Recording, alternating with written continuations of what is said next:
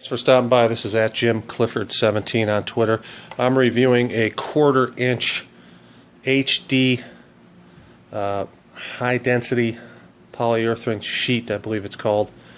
This is not traditionally available in the form that you're seeing here at a Total Hockey or a Giant Hockey. They do have their own versions. It's quite a bit smaller, so for sake of scale I've showed you this.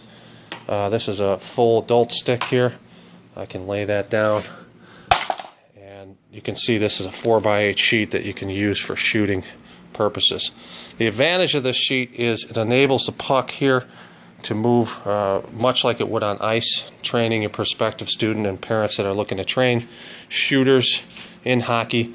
A very lifelike situation. You can also keep them on rollerblades while shooting here just to simulate being on skates. But again, this would just be for a shooting exercise. No, it doesn't have practical use in skating. For that, you'd have to look at a real synthetic surface for skating, and those get quite pricey. So, for sake of price, if you're shopping at Total Hockey, GiantHockey.com, for example, or any of those brick and mortars, because you probably won't want this shipped to you, you want to look at their shooting surfaces and then compare it to this. I think you're going to find that this is the better deal. This is my opinion. Because those surfaces are specifically designed and marketed by hockey companies or catering to hockey clientele. This is not. This is just a sheet from the hardware store. I looked all over. Most of the hardware folks at Lowe's, Home Depot, and Menards were quite clueless when you try to explain what you're looking for. I ended up finding it at Menards in the Chicago area, in a corner away from paneling. So the first place they'll want to send you is towards the wall paneling. It was not there. I found this over by lumber.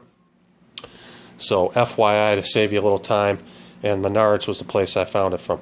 Typically a sheet like this, I have no idea what this would cost at a hockey store, but sheets about half this size at Total Hockey, I've seen anywhere from $200 or so.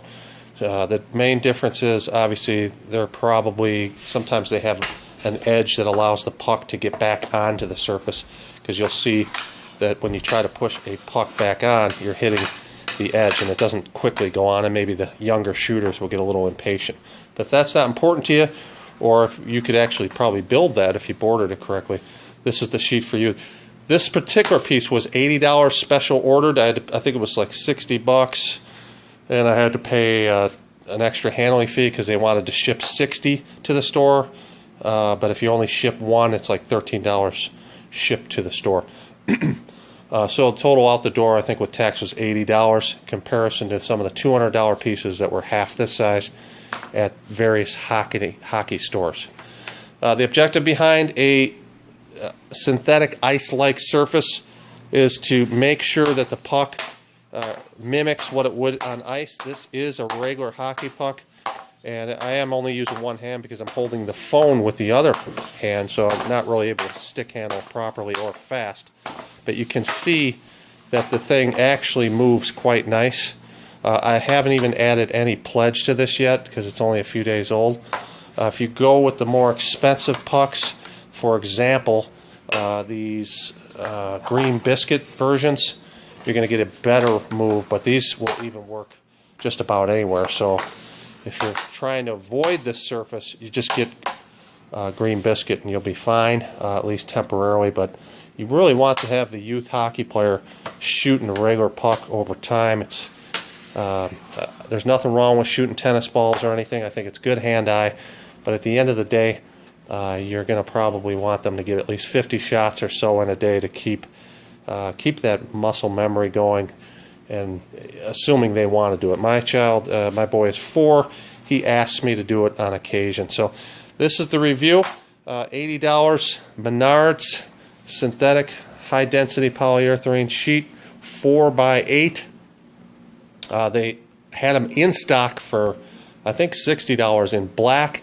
The challenge with black is you're going to train your kid to look for a black puck on a black surface. It doesn't mimic what is in real life, and so if you got to keep that in mind. I'm not saying not to do it, but it's not exactly how it would be on the ice. Hope you've enjoyed this review. Any questions, you can tweet at me at Jim Clifford 17, or hit like here and add any comments.